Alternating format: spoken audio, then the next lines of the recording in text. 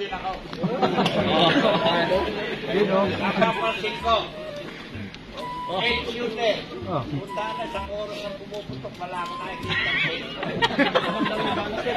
Ano? Diba? Hindi ka na napapansin. Malilipid din sir eh.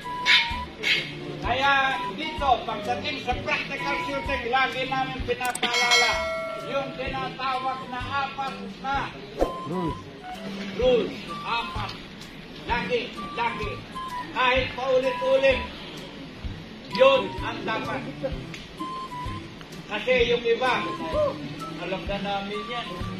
Dali naman yan eh. Pero, isang araw, bumulag ka.